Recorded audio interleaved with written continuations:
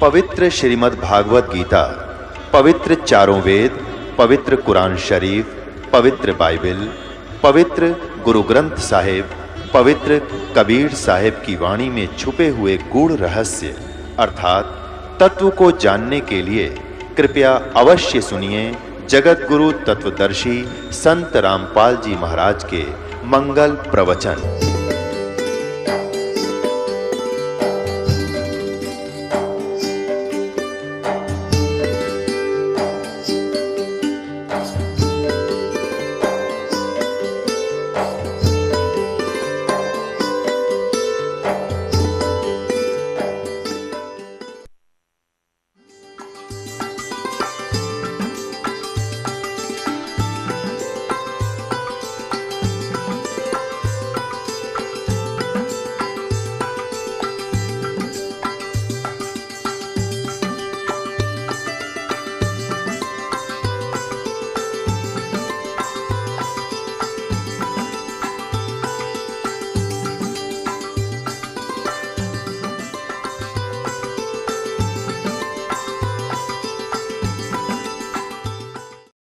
पुण्यात्माओं,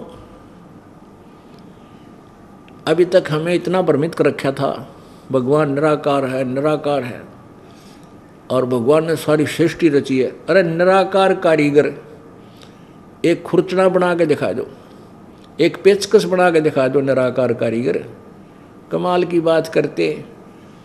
निराकार में कितनी बुद्धि आवेगी और क्या सोचेगा वो, जब वो है ही कुछ, निराकार माने उसका अस्तित्व है ही नहीं। और जबकि हमारे सदग्रंथ कहते हैं वो साकार है, नर आकार है और एक देशीय है और रित धाम सतलोक में रहता है।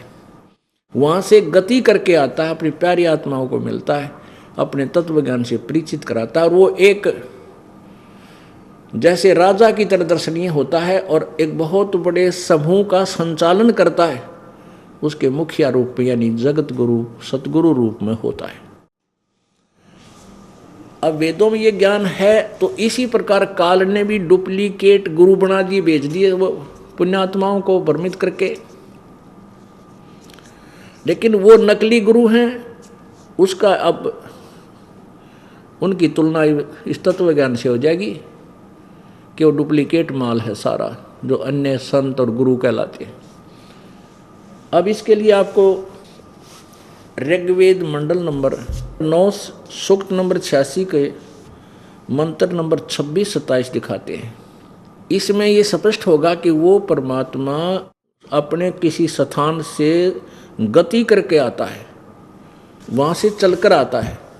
इसे सिद्ध है कि परमात्मा कहीं अन्य स्थान पर रहता है और अपने रिमोट से, अपनी निराकार शक्ति से, अपने उस विधान से वो सबका कंट्रोल कर रहा है। ये देखिएगा ऋग्वेद। अब ये वैसे 9-10 मंडल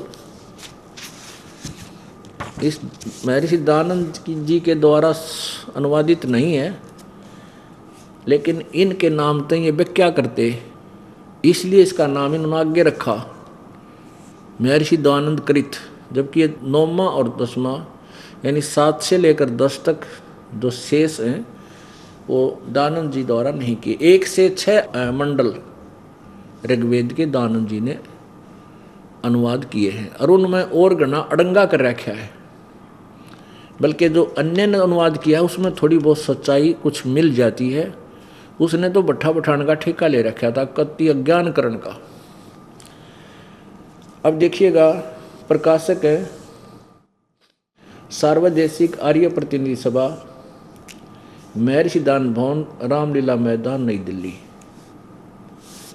और आर्य भाषा भाष्य किसने की है? महर्षि दयानंद सरस्वती कृत। ये 9 दुनिया को ठग रहे थे दयानंद के नाम पर, बड़ा वेदों का विद्वान है, उसके द्वारा बस उसका अनुवादित चाहिए हमने कर, सब 9 लाग गए थे लेन कह के। मुद्रक है Prince of sets printers, 1510, Pataudi house, Daryaganj, नई दिल्ली। और ये 2003 में पुनः मुद्रित हुआ है। 2002 में प्रथम बार इनसे, 2003 में पुनः मुद्रित, कोई ने सोचा नया बना रखा होगा। अब ये एक थोड़ा सा ये दिखाएंगे ये कितने झूठे थे इन वेदों की आड़ में रोजी रोटी चलाने वाले, दानंद का नाम लेकर इन बेचा करते अड़ंगे अनुवाद ने। यह देखिएगा, यह है ऋग्वेद भाष्यम।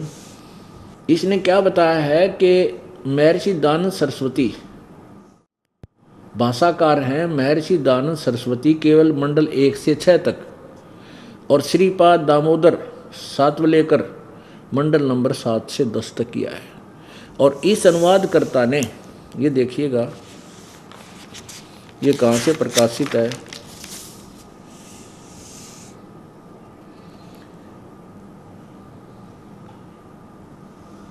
प्रकाशक है विश्व मानव उत्थान परिषद पंजीकृत 46/5 सामुदायिक केंद्र पूर्वी कैलाश नई दिल्ली से। और ये कहाँ से छपी है,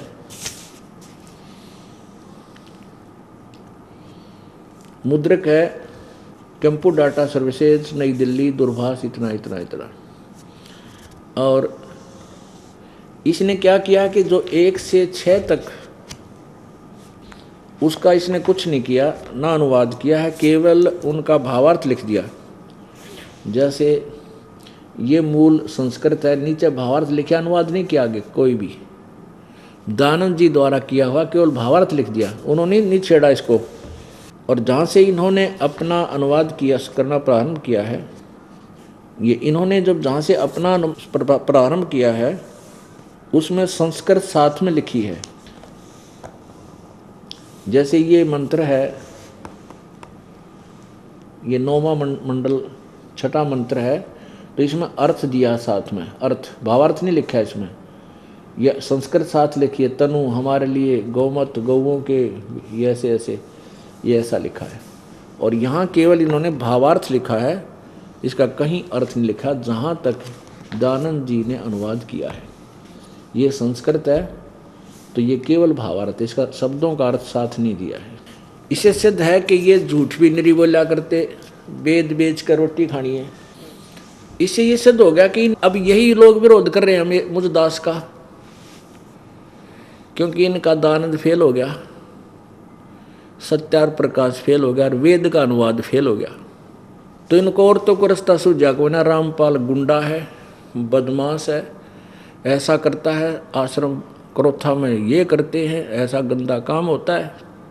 और जनता उन व्यक्तियों को बड़ी आदमी मान्या करती, उन आर्य समाज के आचार्यों को। आर्य समाजी बुरे नहीं, आर्य समाजी कौन है? वो तो अपने जनसाधारण जनता है, भोली भाली है, अपने नाते रिश्तेदार हैं, भाई हैं, बहन है, मामा है, फूफा है, कोई बुआ का बेटा है, बेटी है। लेकिन ये लोग इसलिए एडी चोटी का जोर ला रहे थे, कौन?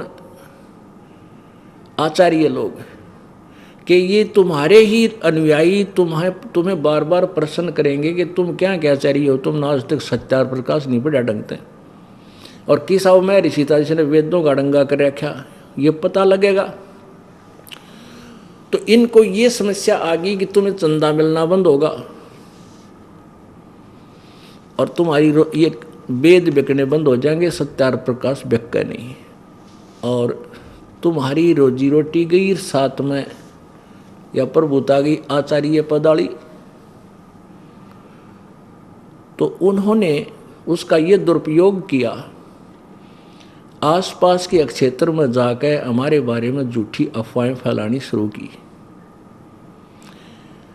अब जनसाधारण हमारे तक पहुंचा नहीं, किसी के पास समय नहीं कि देखते ना जाकर वहां पर, क्योंकि हम 3 दिन आश्रम को सबके लिए खुला रखते हैं। 4 दिन, एक दिन पहले भी आ सकते हैं जब समागम होते हैं, 4 दिन 3 दिन का कोई आओ। बीच में हम अनउपदेशी को नहीं आने देते। क्यों नहीं आने देते? क्योंकि उस दौरान हमने प्रत्येक व्यक्ति को समय देना है बात करने का, मिलने का, कोई दुख दर्द पूछने का। उतना ही समय मुश्किल से पूरा होता है, अन्य व्यक्ति से हम नहीं मिल सकते। अगर उसने कोई बात ज्ञान जानकारी करनी है तो वो देख सकता आश्रम को आकर के परमिशन लेकर। और ज्ञान समझना है तो हमारी बुक ले जाकर देख सकता है। ऐसा नियम हमने बना रखा है। और ये हमारा जो संघर्ष था ज्ञान और अज्ञान का, फरवरी 2003 में आस्था चैनल पर चला था। सबसे पहले विरोध इन्हीं लोगों ने किया क्योंकि इनकी पोल डायरेक्ट खुल रही थी, और हाउल्ला करके वो हमारा प्रसारण बंद करवा दिया। फिर हमने गांव-गांव, नगर-नगर में, बड़े-बड़े शहरों में जा कर के सत्संग शुरू किए। इन्होंने अन्य वर्ग को फिर और भ्रमित करके, यमुनानगर हम सत्संग कर रहे थे हरियाणा में, तो वहाँ हमारे साथ फिर ऐसे बदतमीजी करवाई, दुनिया को भरमा कर वहाँ विरोध करवा दिया। तो हमने झगड़े के डर से कि ये लोग चाहते हैं इनका तनाश हो लिया, क्यों रोजी रोटी गई इनकी, ये हमारा करवाना चाहे हैं। डूबता आदमी को बचाने वाले को ही डुबोया करता। हम इनको बचाना चाहे हैं कि तुम अपनी भक्ति कर लो, इस आचार्य पद न भूल जाओ, मृत्यु के बाद ये पद की तक काम नहीं आओगा। परमात्मा की भक्ति करो, राजा को भी भक्ति करनी चाहिए, रंग को भी करनी। पर ये तो आप तो डूब लिए, हमें भी डुबोना चाहने के दाव में रहे। फिर हमने सतलोक आश्रम करोथा में ही रहकर प्रचार करना प्रारंभ किया। सीडी भरनी शुरू कर दी, जनसाधारण तक पहुंचाने लगे। समाचार पत्रों में लेखन भी कार्य शुरू कर दिया। समाचार पत्रों ने हमारा शुरू में बहुत सहयोग दिया। ऐसे ही फिर हमारा दुर्भाग्य था कि 2005 में ये आर्य समाजी मुख्यमंत्री भूपेंद्र सिंह जी हुड्डा के हाथ में कमांड आएगी। ये अपने सतर का आदमी बुरा नहीं है, यो इन आचार्यों को आर्य समाजी होने के नाते अपने मुखियाओं को हर एक आदमी सत्कार करता है और अच्छा मानता है। अगर अच्छा ना मानती न पहले रिजेक्ट कर देंगे, तो घने अच्छे माना करता और सच्चे आदमी मानता था। और ये स्वयं भी बहुत धार्मिक व्यक्ति है। देखते हैं इनको, कहीं मंदिर में जा रहे हैं, कहीं कुछ दान कर रहे हैं, बड़े अच्छी आत्मा के हैं। तो इस अच्छी आत्मा को इन नकलिया ने इतना बिगाड़ दिया, ऐसा गुमराह कर दिया कि इस व्यक्ति ने, अच्छे व्यक्ति ने ऐसा दुष्कर्म करवा दिया। ये सतलोक आश्रम बरवाला को बंद करवा के इतना पाप इकट्ठा कर दिया, शायद इसको कई जन्मों में भी समाप्त ना कर सकेगा। और करवा दिया इन दुष्टों ने, जो झूठे कपटी हैं, अपनी रोजी रोटी के लिए दुनिया को भ्रमित करते आ रहे हैं शुरू से ही, आज से नहीं। तो पुण्यात्माओं, बस इतनी बात थी। इन व्यक्तियों ने जो गुरु पद पर, आचार्य पद पर पहुंच गए, गुरु कहो चाहे आचार्य, ये इस टाइप के व्यक्ति हो जाते हैं। इनको ना समाज सुधार से कुछ लेना देना, ना इनको समाज कल्याण से कुछ लेना देना। इन तो अपनी रोजी रोटी और अपनी मान बढ़ाई से ही संबंध रहता है, ताल्लुक रहता है। पुण्यात्माओं, परमेश्वर की महिमा बताते हैं गरीबदास जी। दास गरीब साहेब दुखते धड़े। परमात्मा उस तरफ होते हैं जो सच्चे होते हैं, सत्य पर डटे होते हैं। भगवान के भक्तों का मार्ग दुखदा होता है, यानी भारी पलड़ा होता है। और सांसारिक दृष्टि से हम मानते हैं राजा को सबसे बड़ा भारी, लेकिन भगवान की दृष्टि से मैं भगत सबसे बड़ा, उसके हृदय का टुकड़ा होता है। जैसे प्रहलाद के साथ क्या हुआ था, प्रहलाद का और उसके पिता का यही रोड़ा बन गया। प्रहलाद कहता था कि पिताजी, पहले तो मैं आपका पुत्र हूँ, मुझे ये विरोध करना ही मेरी नालायकी है, अगर ये झूठा कर रहा होता मैं। लेकिन परमात्मा परमात्मा है, आप एक जीव हो, और आपने केवल परमात्मा की भक्ति करके थोड़ी सी शक्ति चार्ज कर रखी है, बैटरी चार्ज कर रखी है। और अब आप निरे पाप कर रहे हो, ये बैटरी डिस्चार्ज हो जाओगी, तब आप जीव के जीव रह जाओगे। आपकी साधना से, आपके नाम से जीव कल्याण नहीं हो सकता, मैं नहीं मान सकता। अब उस मान बढ़ाई के भूखे ने, हिरण्यकशिपु ने देखा कि उनके उन गुरुओं ने भ्रमित किया कि राजन, आपका ही बेटा नहीं मानेगा तो जनता आपको कैसे आदर देगी। अब राजा ने अपनी मान बढ़ाई की खातिर अपने बेटे को मारना भी उचित समझ लिया। अरे तेरा गजब हो, कुछ भी बुद्धि से काम नहीं लिया और वो यातनाएं दी, कलेजा हिल जाता है उस प्रहलाद के दुख को सुनकर। और सहयोग दिया उसकी बुआ ने भी, सब संबंधियों ने भी उसको मारने में सहयोग दिया, लेकिन फिर भी वो सफल नहीं हो पाए, क्योंकि जिसके सिर पे प्रभु का हाथ होता है उसको मारने में व्यर्थ प्रयत्न करने वाले अपने पाप कमाया करते हैं। और जब हद से बात होगी उस परमेश्वर ने स्वयं आना पड़ा और उस पाप आत्मा की आंत काट के फेंकना पड़ा, मारना पड़ा, स्वयं आना पड़ा मालिक ने। तो पुण्यात्माओं, परमेश्वर ने वो दया की है। अब सत्य की विजय हुई, सतलोक आश्रम क्रोथा हमें बाई इज्जत हाई कोर्ट से वापस प्राप्त हो गया है। उसको बिल्कुल बर्बाद कर दिया इन लोगों ने, सारा सामान चुरा लिया, प्रशासन ने चोरी करवाया, पुलिस वहाँ बैठी है और एसी तक उतार कर ले गए। क्या वह गोज मंगाल के ले गए? इन्हें खुद उतरवाए हैं। तो वो तो हम इन पर केस डाल दिया है और फिर दोबारा डालेंगे, शॉर्टेज जितनी मिलेगी इनको नाकुचने चुबाएंगे। ये आगे किसी को फिर ऐसे खुल्लम खुल्ला तंग नहीं करेंगे और सब आगे आनी जनता को भी सुख होगा इससे। अब प्रसंग चल रहा है कि वो परमात्मा सत्यलोक से चलकर आता है। वो परमात्मा पूर्ण ब्रह्म इस यथार्थ मार्ग को, यथार्थ ज्ञान को देने के लिए स्वयं चलकर आता है।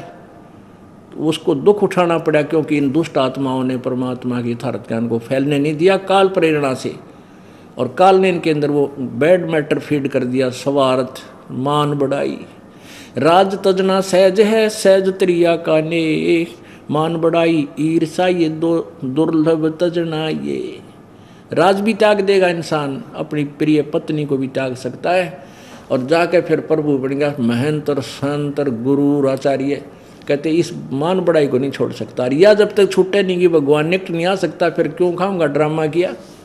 हमने सब कुछ छोड़ना पड़ेगा, मान भी, बढ़ाई भी, इज्जत भी, धन भी। यो तन भी जाएगा एक दिन, जो शरीर भी ना रहे। इस दृष्टिकोण से हमने कति विनम्र एक जीव बनकर रहना पड़ेगा। अब देखिएगा ऋग्वेद मंडल नंबर 9 और सूक्त नंबर 86, ये वही ऋग्वेद है।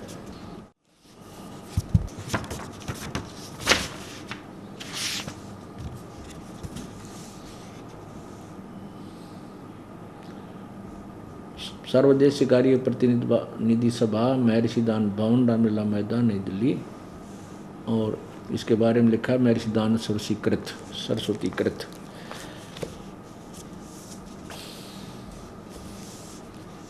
ये है मंडल नंबर 9 सूक्त 86 मंत्र नंबर 26। पहले तो यहाँ पढ़े हम संस्कृत। इंदु पुनान अति गाहते मर्ष विश्वानी कृष्णतम, यानी गा कर्णोन। हम ये दिखाना चाहेंगे निर्जनम हरियत कबीर अति। ये कबीर शब्द है, रे पूरा है, वह के की मात्रा लगी हुई है। ये कबीर यानी इसका सीधा अर्थ तो दास बताएगा। फिर इन्होंने जो अनुवाद किया है इसमें भी काफ़ी सुलझाया है जितना इनको मालिक ने बुद्धि दी। यज्ञ करने वाले यानी सत्य साधना करने वाले के लिए परमात्मा सब रस्तों को सुगम करता हुआ उनके विघ्नों को, विघ्न यानी संकटों को मर्दन करता है, नष्ट करता है, और उनको पवित्र करता हुआ यानी पाप रहित करता हुआ, और अपने रूप को सरल करता हुआ, तेज पुंज का अन्य देह धर के सरल तेज पुंज की हल्का शरीर बनाकर परमात्मा आता है। वह कांति में परमात्मा कवि। इन्होंने क्या किया है, इस कबीर का अर्थ कवि कर दिया, अपसर्ग लगा दी 2। वो सर्वज्ञ कर दिया। चलो हम यही पढ़कर चलते हैं, वो सर्वज्ञ विद्युत के समान क्रीड़ा करता हुआ वर्णीय पुरुषों को प्राप्त होता है। अच्छा देखो, विद्युत के समान क्रीड़ा करता, जैसे बिजली चमकती है ना एक पल में, ऐसे ही परमात्मा एक सेकंड के अंदर इन भक्तों के पास आकर के अपना अन्य रूप धारण करके प्रकट हो जाता है और उनको मिलता है। आगे देखो, प्रेम की वे सत सैकड़ों धाराएं जो नाना रूप में सतिथि को लाभ कर रही हैं, परमात्मा को प्राप्त होती हैं। प्रकाश पुंज परमात्मा को बुद्धि वृत्तियां विषय करती हैं। जो परमात्मा धूलोक के तीसरे पृष्ठ पर विराजमान है, वो उस परमात्मा धूलोक के यानी उस तेजों में लोक सतलोक के तीसरे पृष्ठ पर यानी स्थान पर, विशेष स्थान पर विराजमान है। वो प्रकाश रूप है, उसको बुद्धि वृत्तियां प्रकाशित करती है। ये दोनों बात सिद्ध होगी कि वो परमात्मा एक देशीय है, वहाँ रहता है और वहाँ से चलकर आता है, अपनी वर्णीय माने श्रेष्ठ आत्माओं को आकर मिलता है और जो सत भक्ति करते हैं उनके दुख दूर करता है, विघ्नों का नाश करता है, उनको पवित्र करता है, पाप रहित करता है, अपने शरीर को हल्के तेज पुंज का धारण करके उनको मिलता है। इसमें और भी बहुत से प्रमाण हैं। तो वो परमात्मा सह शरीर आते हैं और सह शरीर जाते हैं। परमेश्वर कबीर देव जी ने अपने 120 वर्ष के अतिथि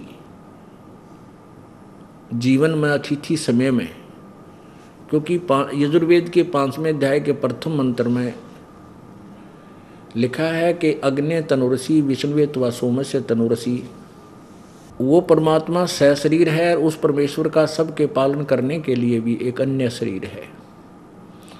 और वो परमात्मा अतिथि रूप में आता है। अतिथि का अर्थ होता है जिसके आने की तिथि पूर्व निर्धारित ना हो, अतिथि कभी भी आ जावे, इसको अतिथि कहते हैं। और उस समय वो अपने ज्ञान का प्रचार करता है। तो वही ये दास सिद्ध करना चाहता है कि परमात्मा कहते हैं, चारों युग में संत पुकारे कूक कहा हम हेल रे, हीरे माणक मोती बरसे हैं ये जग चुगता ढेल रे।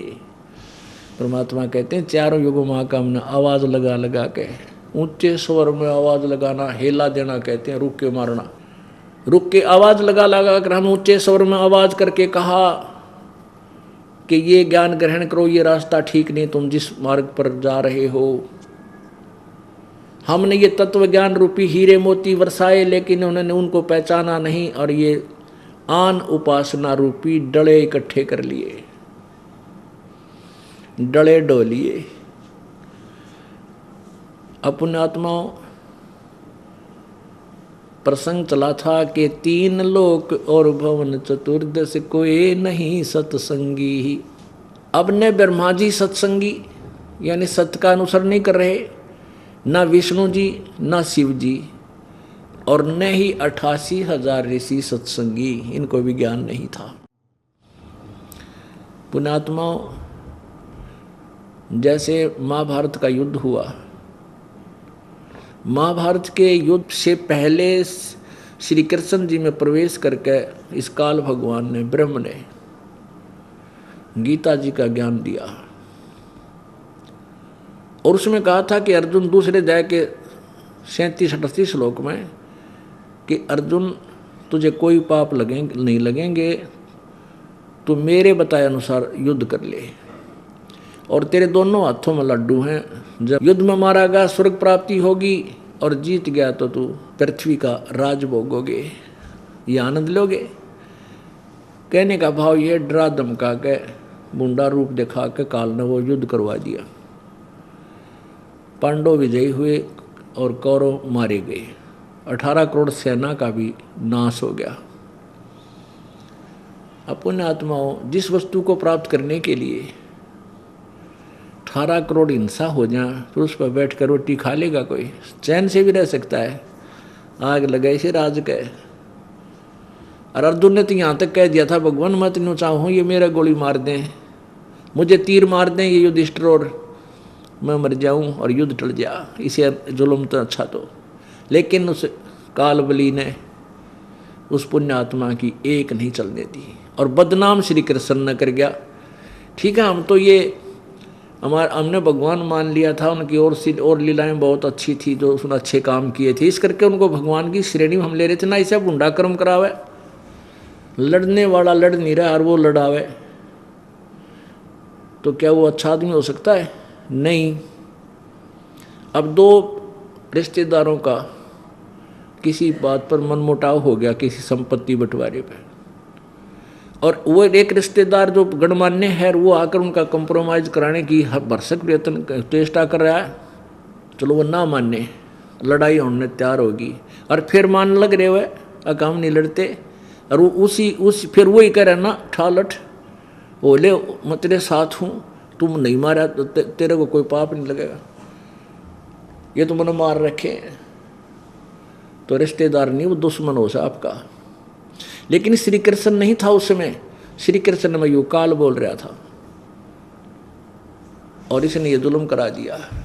उसके बाद युधिष्ठिर जी को इसे बुरे बुरे स्वप्न आने लगे। वो आत्मा 57 थी जो युद्ध में मारेगी, और जनता के टैक्स को लेकर वो रोटी खा रहे थे धन को, सारी रात पागलों की तरह महल में इधर उधर ऊपर नीचे धक्के खावे, ना रोटी खाई जा, आँख फटी फटी नो रहे नो देखा जैसे वो आगे सर कटे हुए आवे हैं, किसी बूंदे बूंदी शक्ल हो रही है, किसी की नाड़ लटक रही है, किसी की बाँह कटी पड़ी है, यानी उसको प्रेत आत्मा दिखने लागी। और उन प्रेत आत्माओं के न दिखने का, उनको रोकने का, उस 3 ताप का समाधान भी ना श्री कृष्ण जी के पास था, ना इस तीनों देवताओं ब्रह्मा विष्णु महेश के पास था, ना 88,000 ऋषि, ना 33 करोड़ देवता, और न ही 12 करोड़ ब्राह्मण, 9 नाच और 84 सिद्ध भी में उपस्थित थे। कहाँ? जब यज्ञ किया गया था, पांडवों ने यज्ञ किया था, और तो भी उनका वो कार्य सफल नहीं हुआ। श्री कृष्ण जी के पास पांडव गए थे कि भगवान ऐसे ऐसे हमारे भैया को बुरे स्वप्न आते हैं, तो श्री कृष्ण जी ने बताया कि तुमने युद्ध में जो बंधुघात किया है वो पाप लग गया और वो दुख दे रहा है। उसका समाधान क्या है कि अश्वमेध यज्ञ करो, और उस धर्म भंडारे के अंदर पूरे विश्व के सभी ऋषि महर्षि स्वर्ग के देवताओं को भी निमंत्रण दो, और पूरी पृथ्वी के जितने बचे कुचे रह रहे हैं वो व्यक्ति उनको ही बुला लो। और जब ये सभी भोजन खा लेंगे फिर एक शंख बजेगा। उस शंख को अलग से रख दिया गया था, एक सुसज्जित न्यारा आसन सटेज सी बना के ऊंची सी वहां रख दिया अलग दूर तक। तो उसमें क्या हुआ कि 33 करोड़ देवता, 88,000 ऋषि और 12 करोड़ ये वेद के पढ़ने वाले, वेद के वक्ता, 9 नाथ 84 सिद्ध गोरखनाथ जैसे, और श्री कृष्ण तथा ब्रह्मा विष्णु में सभी ने भोजन खा लिया। वो शंख नहीं बजा। अपने आत्मा ई भाव गया कहानी समझ में आपके। वो शंख सुदर्शन से क्यों बजा? वो सुदर्शन के नाराज कोई अलग से वो था क्या? ना कोई शिक्षित था, ना कोई उच्च जाति में था, वाल्मीकि जाति में, उससे शंख कैसे बच गया? नो क्या वो श्री कृष्ण का पक्का भगत था। अरे तेरा गजब भैया, श्री कृष्ण तो ना बजा, उसने भी रोटी खा ली, वो भगत की तो कुकर बजा देगा? ज्ञान था ही नहीं किसी ने। वो तो परम अक्षर ब्रह्म का पुजारी था, और उसमें परमेश्वर करुणामय नाम से द्वापर युग में आए हुए थे इसी प्रकार लीला करने के लिए अतिथि रूप में। और वहाँ पर उसमें ब्रह्मांड में विविध वर्तमान थे। तो भाई वो शंख भी सुदर्शन जी के अन्न खाने से, यानी सुदर्शन जी के रूप में वो कबीर परमात्मा पूर्ण ब्रह्म स्वयं आए।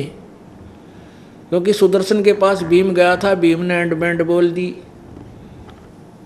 और क्योंकि सुदर्शन जी के पास भीम निमंत्रण देने गया था, तो सुदर्शन जी ने कहा था, भाई तुम्हारे अन्न खा के कौन नरक में जावे, तुमने जुल्म कर रखा है। अरे 18 करोड़ आदमी मर गए और उनके बच्चे, उनकी औरतें टक्कर मार रही हैं, रो रही हैं, उनका कौन आगे पीछे। और उस राज को, उनके टैक्स के ऊपर तुम आनंद कर रहे हो, तुम्हारे लिए तो नरक भी नारा बना होगा भगवान। जा भगत पहलवान, और यदि तूने मुझे ले चलना है तुम्हारे यज्ञ में, तो जैसा यज्ञ तुम ऐसा करने जा रहे हो और ऐसे सफल हो चुके हैं 100 यज्ञ, उनका फल मुझे दे पहले, फिर मैं तुम्हारे टूक तोड़ूंगा। जब अनाहार करूंगा ना, तो मैं भी नरक में जाऊं। इसी मुसीबत मोल सुदर्शन ने ले भाई। तो उस समय सुदर्शन जी के वो कड़वी कुनीन को सुनकर, कड़वी दवाई को सुनकर, कटु वचनों को सुनकर भीम नाराज हो गया। तो भीम ने कुछ उलट सुलट बातें महापुरुष के बारे में कह दी और कहने लगा, ना ये तेरे बिना कौन सा यज्ञ ना होगा। उड़े कृष्ण जी जैसे बैठे और 33 करोड़ देवता होंगे, 88,000 ऋषि, 9 नाथ 84 सदा होंगे, आना होता जी ना आत्मन्या, ये गणा फालतू मत बोला है। अब जब वो यज्ञ शंख नहीं बजा, सब ने आहार कर लिया। जब श्री कृष्ण जी से युधिष्ठिर ने कहा, भगवान हमारे पाप बहुत गणे हैं, हमारा यू काम पूरा हो को नहीं, यू शंख नहीं बजाए। श्री कृष्ण जी बोले, भाई शंख बजानी है मन, इसमें कोई दिखता है कोई ना, आया नहीं है। वो कौन है भगवान? वो ऐसे ऐसे एक सुदर्शन नाम का सुपच है, वो परम अक्षर ब्रह्म का पुजारी है, वो भक्ति का सच्चा धनी है, वो आवे और यहाँ रोटी खावे तो तुम्हारा शंख बजाए। तो भीम को बुलावे। भीम तू गया था उस क्षेत्र में निमंत्रण देने के लिए, क्या उस संत से मिले भगत से? भीम ने कहा जी मिल रहा था, पर बूंडा बोला और मैं भी धमकाया उसने, आवत आजी ये ना मत आइए, तेरे बिना के हमारा काम ना बने। तो श्री कृष्ण जी ने कहा कि माँ भगत पहलवान, निमंत्रण देने जा और गुर की गल है, ये दोनों बात होया करे। भी नंबर होना चाहिए, थारे तो फांसी गल रही है इसी बूंदी, इब थारी बेइज्जती भी होएगी और इतना धन लाग गया और काम न्यू का न्यू, उसके पैर पकड़ने पड़ेंगे तुमने चल के, चलना तो चलो ना तो तुम अपना राजीर में चला जाओ। अब कहते मरता क्या नहीं करता। युधिष्ठिर सारे ने बोले जैसे आप कहोगे वैसे कर लेंगे। अब उधर से सुदर्शन जी ने सोचा कि इनका गुरु जी ने बता रखा कि इनका कुछ काम ना बने, वह उड़े चाहे ब्रह्मा विष्णु महेश भी आ जाइयो, इनका शंख ना बाजे बेटा। वो सारे नकली बैठे बड़े ऋषि में ऋषि, ज्ञान किसी को है नहीं, सिद्धियाँ प्राप्त कर रखी हैं तब झूठे करके।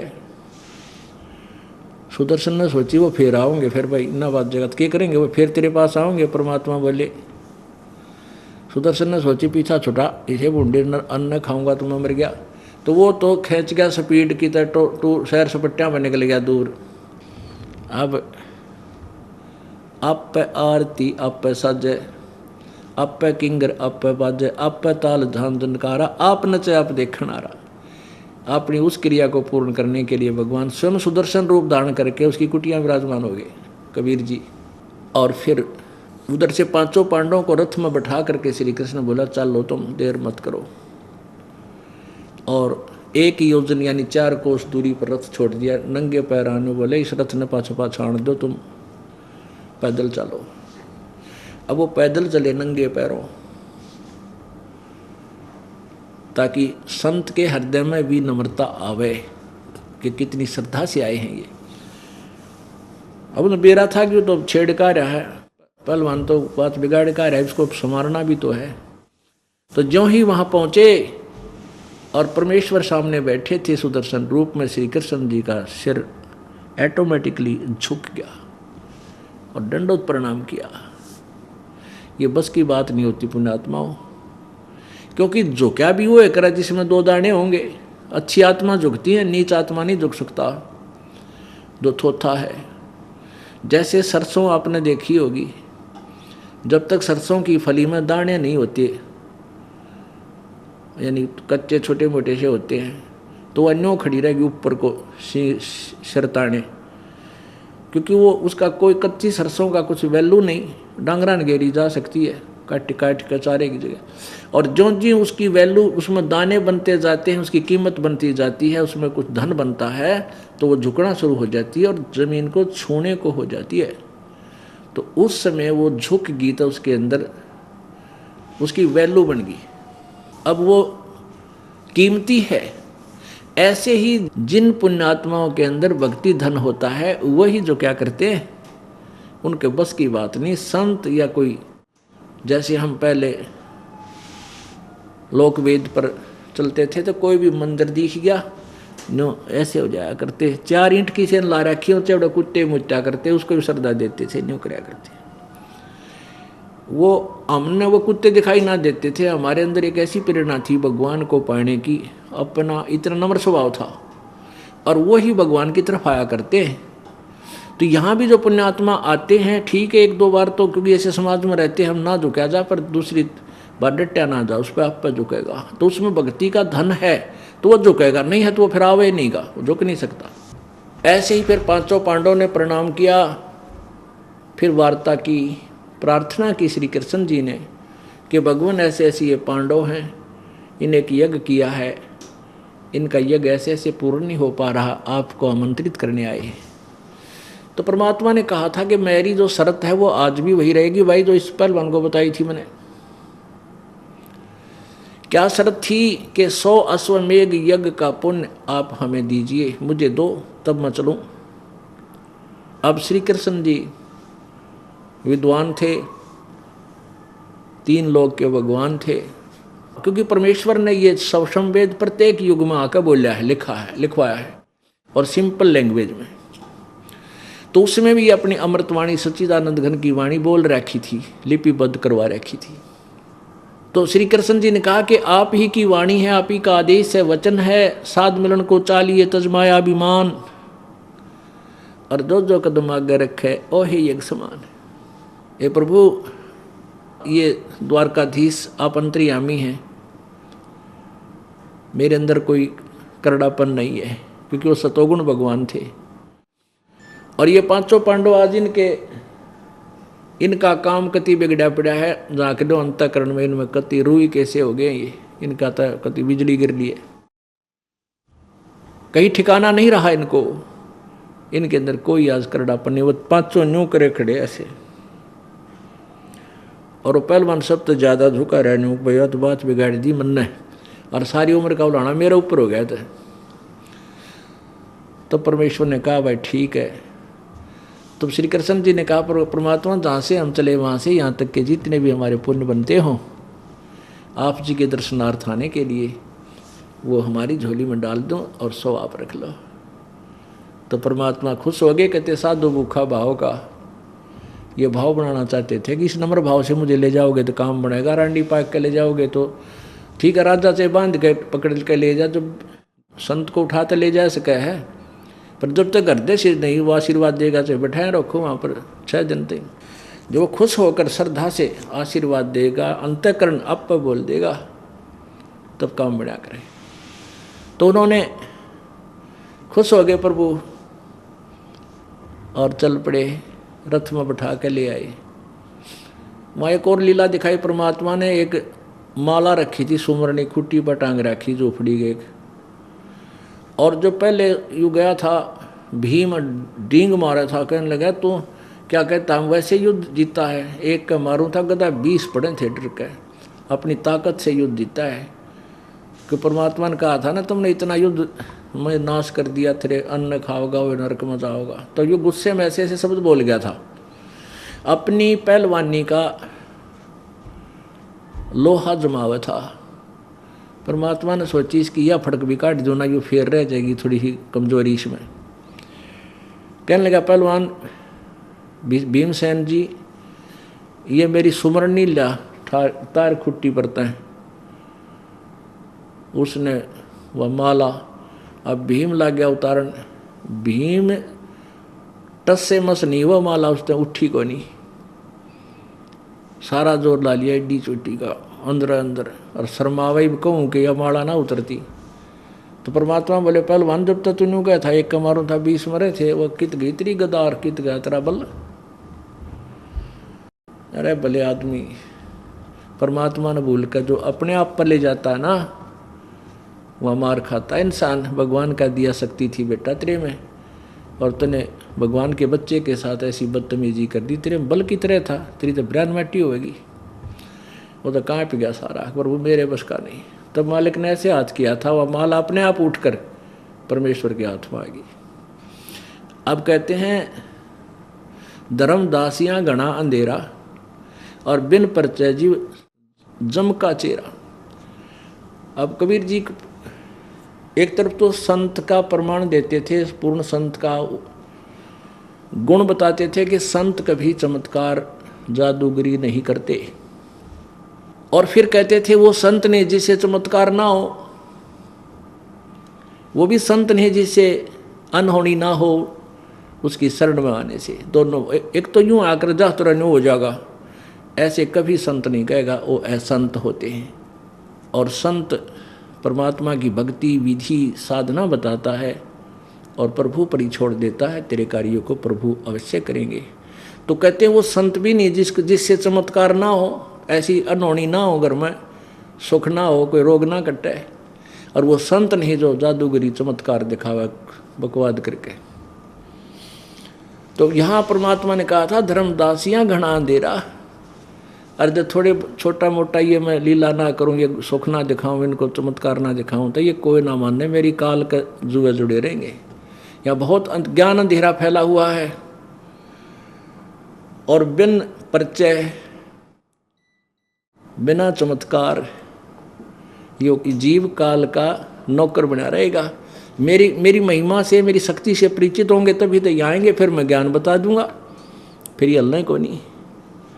तो पुण्यात्माओं पहले तो यहाँ दुखी जीव आते हैं, सुखी बहुत कम आते हैं पुण्यात्माएं, और उन दुखियों को सुख भी मिल जाएगा।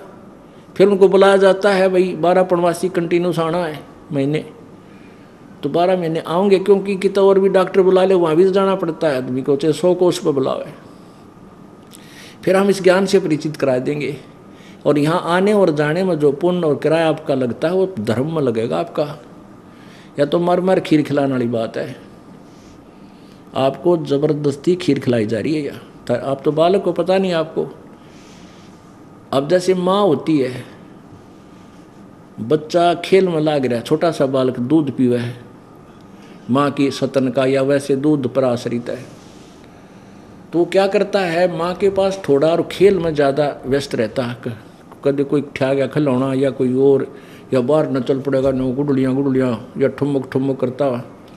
वो जब खेल ख्याल लेगा फिर भूखा होगा, फिर रोएगा, फिर माँ ले आओगी पकड़ के, उसने पकड़ के उसका मुँह माँ धो के फिर उसके अपने दूध पियावेगी, छका के उन्हें फिर छोड़ देगी, ले फिर खेला।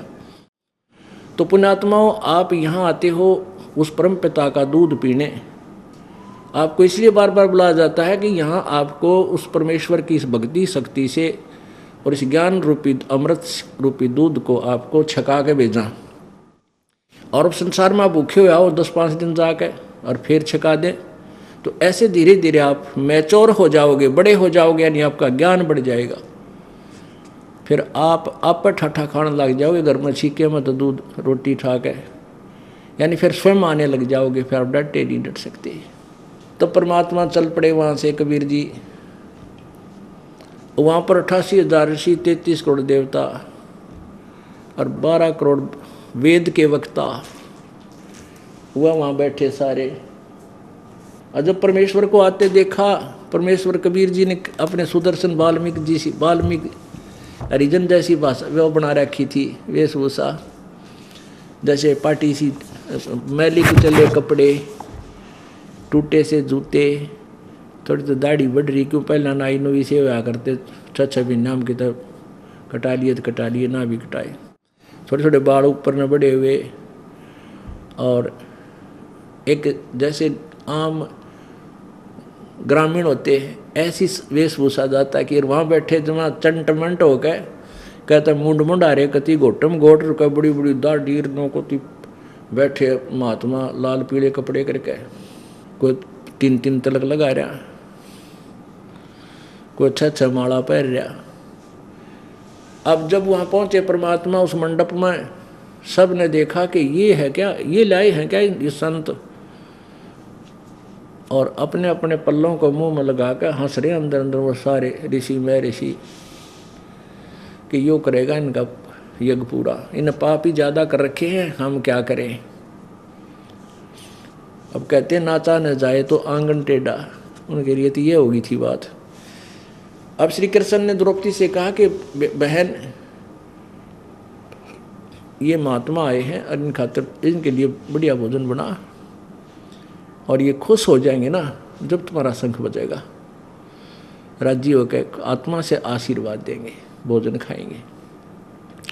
द्रौपदी ने अपने हाथों से अपने आप नौकरानी का सहयोग नहीं दिया, क्योंकि कति अड़ी पड़ी थी बात, और एक आदमी का भोजन बनाना, लकड़ियों से भोजन बनता था चूल्हे डाल के, आज के कल की तरह गैस थोड़ा है, मिक्सी में पीसी चटनी डाली फटाफट कुकर में ला दिया, गैस चूल्हा चालू कर दिया, 1 घंटा 1.5 घंटा लग गया बनाने में। हलवा न्यारा बनाया, खीर न्यारी बनाई, कचौड़ी पकौड़ी जलेबी तारी, लड्डू बालूशाही रोटी बनाई, पूरी बनाई, सब्जी कई प्रकार की तैयार की, और अलग अलग कटोरियों में डाल कर एक थाली में रखकर महात्मा जी के सामने रख दी। अब खाना बनाने वाली बहन का एक विशेष दृष्टिकोण होता है कि अतिथि आया है, आज ऐसा बढ़िया भोजन बनाओ, कहीं ये बिसरा ना दे मेरे बनाए हुए भोजन को, इसमें नमक नामक कम हो जाए या कोई छोंक छांक ठीक ना लगा। अपनी तरफ से वो हर संभव प्रयत्न करती है उत्तम और स्वादिष्ट भोजन बनाने की। और ये थी कोई ये कह देता उसी के मुंह पे नमक थोड़ा है, तो उस बेचारी का बना बनाया सारा काम बिगड़ जाता, बहुत दुख मानती है। तो पुण्यात्मा पहले गांव शहर नगर घर घर में जाते थे भक्तजन, तो इन संतों ने क्या बना रखा था कोड वर्ड, नमक मांगया ना कर, वैसे तो कोई मांगता नहीं था, एक आधा को नया जाता तो उसने समझा दिया करते नमक ना किए तू राम रस कह दिए, तो ना नमक को राम रस कह के मांगते थे, फिर राम रस देना। तो कहने का भाव ये है कि द्रौपदी ने वो भोजन बना कर बढ़िया रखा था। महात्मा जी ने क्या किया,